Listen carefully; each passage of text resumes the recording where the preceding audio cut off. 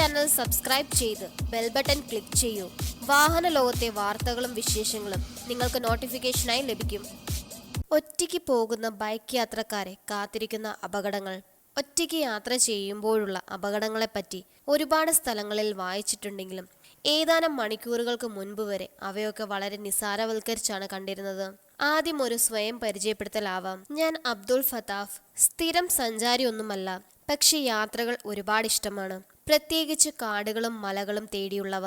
ഇപ്പോൾ കർണാടകയിലെ ഒരു സ്റ്റേറ്റ് ബാങ്കിൽ അസിസ്റ്റന്റ് മാനേജറായി ജോലി നോക്കുന്നു. ബാങ്ക് ജോലിയുടെ ഭാഗമായി ദക്ഷിണ കന്നഡയിൽ വന്നതു മുതൽ ഇവിടുത്തെ കാടുകളോട് പ്രണയമാണ്. ഇന്നലെ രാത്രി ഒരു ട്രെയിനിങ് കഴിഞ്ഞു എന്റെ ബ്രാഞ്ചിൽ നിന്ന് 15 കിലോമീറ്റർ അകലെ കടമ്പ ബ്രാഞ്ചിൽ അസിസ്റ്റന്റ് മാനേജറായ സുഹൃത്ത് ദീപകിനെ വീട്ടിലാക്കിയിട്ട് അവന്റെ കൂടെ സ്റ്റേ ചെയ്ത് രാവിലെ സുബ്രഹ്മണ്യത്തേക്ക് തിരിച്ചതാണ് ഞാൻ. കടമ്പ മുതൽ സുബ്രഹ്മണ്യം വരെ 20-25 കിലോമീറ്റർ കാണും. അതിൽ ഭൂരിഭാഗവും ഫോറസ്റ്റ് ആണ്. ഇവിടെ വന്നിട്ട് ഇതുവരെ സുബ്രഹ്മണ്യ റൂട്ടിൽ പോയിട്ടില്ലാത്തതിനാലും അവിടെ നിന്ന് ഒരു 15-20 കിലോമീറ്റർ കൂടെ സഞ്ചരിച്ചാൽ മനോഹരമായ ഗാർഡ് സെക്ഷൻ കാണാമെന്നും കേട്ടിട്ടുള്ളതിനാലുമാണ് സുബ്രഹ്മണ്യത്തേക്ക് വിട്ടത്. കടമ്പ സുബ്രഹ്മണ്യ റൂട്ട് മനോഹരമാണ്.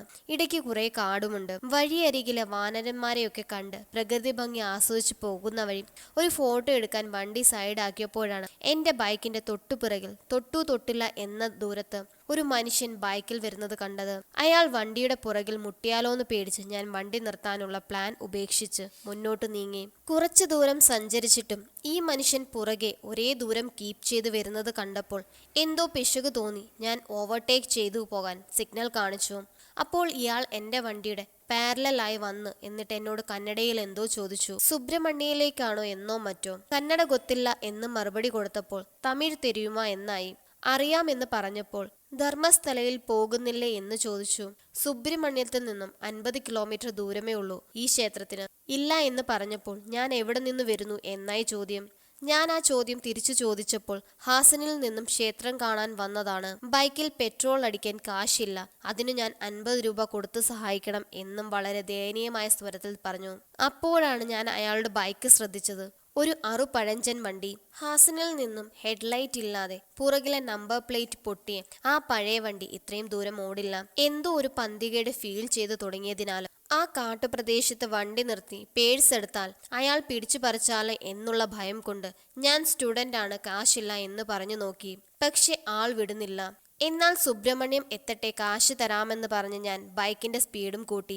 കുറച്ചു കഴിഞ്ഞ് കണ്ട ജംഗ്ഷനിൽ വണ്ടി ഒതുക്കി ഒരു കടയിൽ കയറി ഒരു കോളയും കുടിച്ച് ഇവൻ പോകുന്നതിൽ പോകട്ടെ എന്ന് വിചാരിച്ചു ഒരു 15-20 മിനിറ്റ് കാത്തുനിന്നു. ഇനി ചോദിച്ചാൽ അയാൾക്ക് കൊടുക്കാമെന്ന് കരുതി 50 രൂപ പേഴ്സിൽ നിന്ന് മാറ്റി ഷർട്ടിന്റെ പോക്കറ്റിലോട്ട് വെച്ചു. ആൾ പാസ് ചെയ്തു പോകുന്നത് കണ്ടില്ലെങ്കിലും വേറെ വല്ല യാത്രക്കാരുടെ കയ്യിൽ നിന്ന് കാശ് മേടിക്കാൻ പോയി കാണുമെന്ന് വിചാരിച്ച് ഞാൻ വണ്ടിയെടുത്തു. ഏകദേശം 1/2 കിലോമീറ്റർ കഴിഞ്ഞപ്പോൾ ദേ അയാൾ വീണ്ടും തൊട്ടുപുറകിൽ. ഞാൻ വണ്ടി സ്ലോ ചെയ്തിട്ട് കാശ് നീട്ടി. അപ്പോൾ അടുത്ത് പമ്പില്ല, പമ്പുള്ള സ്ഥലം വരെ ഞാൻ കൊണ്ടുവിടണം എന്നായി ആവശ്യം. നേരത്തെ ഞാൻ വണ്ടി നിർത്തിയ സ്ഥലത്ത് പമ്പുണ്ട്, അത് അയാളും കണ്ടിരിക്കണം. ഇയാളുടെ ലക്ഷ്യം എന്റെ പേഴ്സും മൊബൈലും വാച്ചും ഒക്കെ ആയിരിക്കണം എന്ന് മനസ്സ് പറഞ്ഞതുകൊണ്ട് ഞാൻ വണ്ടി വേഗം മുന്നോട്ടെടുത്തു. 100 മീറ്റർ മുൻപിൽ 2 പേർ റോഡിൽ നിൽക്കുന്നത് കണ്ട് വണ്ടി ചെറുതായി സ്ലോ ചെയ്തു.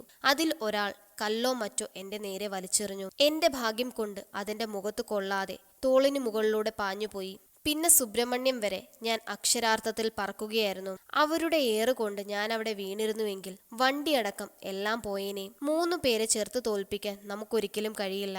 ഇത്തരം വഴികളിലൂടെ യാത്ര ചെയ്യുമ്പോൾ മാക്സിമം 2-3 ബൈക്കുകളായി ഒരുമിച്ച് യാത്ര ചെയ്യുക. വഴി ചോദിക്കുന്നത് കടകളിൽ മാത്രം ചോദിക്കുക. ഇങ്ങനെയുള്ള അനുഭവം ഉണ്ടായാൽ നമ്മൾ 2-3 പേരുണ്ടെങ്കിൽ പോലും അവരുമായി ഏറ്റുമുട്ടാതിരിക്കുക. യാത്രയിൽ പണം മിനിമം 3 സ്ഥലത്തെങ്കിലുമായി സൂക്ഷിക്കുക. കള്ളന്മാർ നമ്മളെക്കാൾ ബുദ്ധിമാന്മാരാണ്. പേഴ്സിൽ അവരുദ്ദേശിച്ച കാശു കണ്ടില്ലെങ്കിൽ അവർ ഒന്നുകൂടെ തപ്പിയിരിക്കും നമ്മളെ. ഒറ്റയ്ക്ക് യാത്ര പോകുന്നവർക്ക് ഉപദേശങ്ങൾ നൽകൂ കമന്റിലൂടെ.